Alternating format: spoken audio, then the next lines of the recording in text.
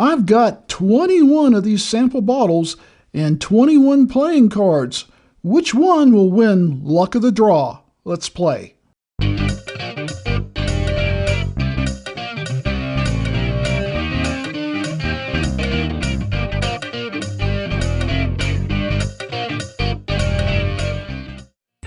Well, welcome to episode 11 of Luck of the Draw. You know, we had a winner on the last episode and we only have one prize left, so it's getting down to this show winding down after we give that last prize. So, Kim, tonight, would you show us the cards? Maybe we can get lucky again. We'll go right here. And no winner tonight, but we have the Jack of Clubs. And the Jack of Clubs, hey, RJ the Fed provided sample, the Booker's Chapter 3, Release 3, 2023. I like the Booker's. I don't think I've had this particular one. So when we come back, we're going to open up this Booker's and see how much we like it. Thank you, Kim.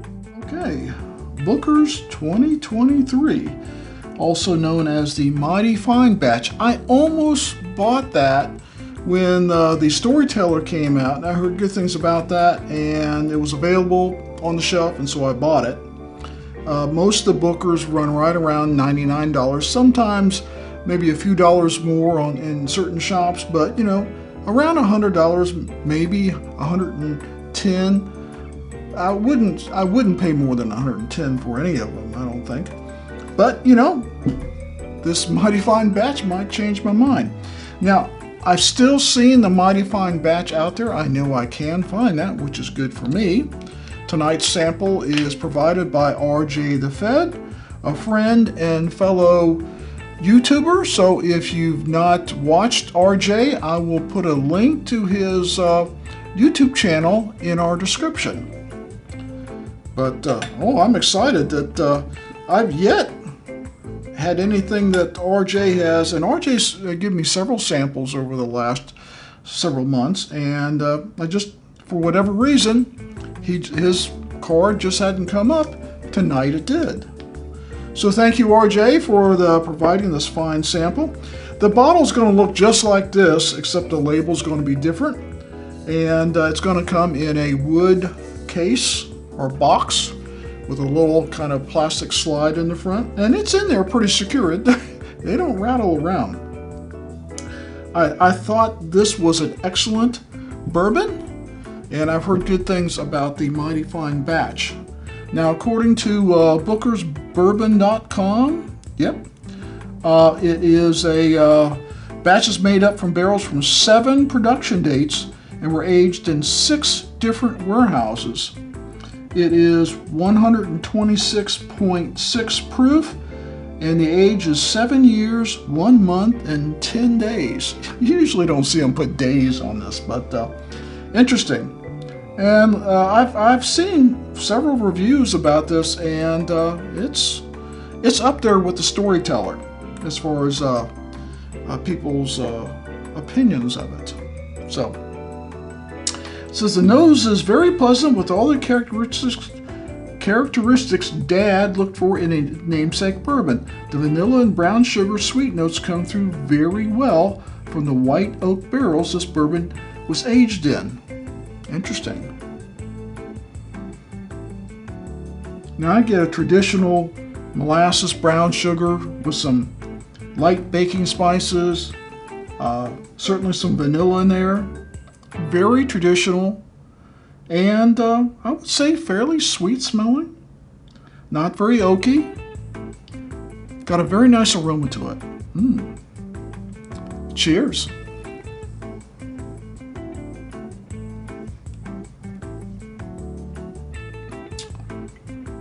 Oh, that has an excellent mouthfeel to it, just thick and rich. Peppery on the tip of the tongue as well on the back of the palate. I got a nice amount of baking spices there, and I would say almost more like savory spices than baking spices. Definitely some pepper going on there, and I'm getting a little vanilla, definitely some oak, but something is going into the finish, and I'm trying to figure out what that is. I can't identify it. It's good though. What do they say? The taste is great and full-bodied. When I added a splash of water, it opened up to some great flavors, with a finish that gives you a lovely Kentucky hug. They really don't say much else about it, other than the vanilla and brown sugar. Let's take another taste.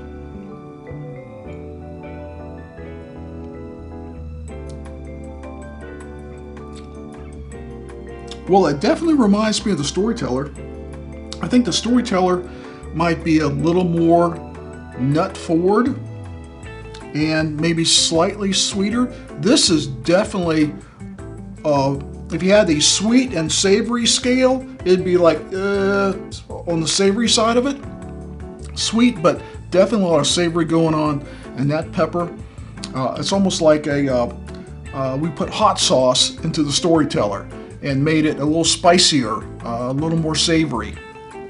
It's good. Yeah, I'm amazed of how rich it is on the palate, how well it coats. And oh yeah, I got that Kentucky hug going on there. The finish reminds me of an oatmeal cookie. That's what it is. The finish, I was going like, man, I know that taste. I love oatmeal cookies. And I've got that kind of oatmeal and brown sugar and a little bit of sugar sprinkle on the top of it. Oatmeal cookie in the finish. Quite good. Wow. Well, let's take one more taste and go to final thoughts. Booker's 2023-03 Mighty Fine Batch. Wow.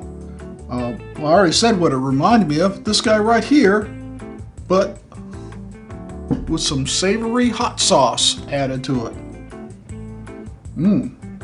So that brings us down to whether this is a hunt or not. And before I tell you, I've been contemplating getting another Booker's, and I've seen, you know, the Little Book series, which is very expensive, versus some of the other yearly releases.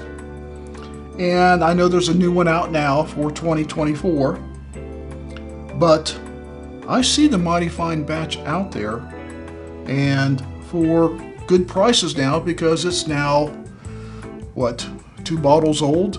You got the release 1 of 2024, you got the release 4 of 2023, this is the release 3. You do the math, it's 2 bottles old. I might be able to find a good deal on it.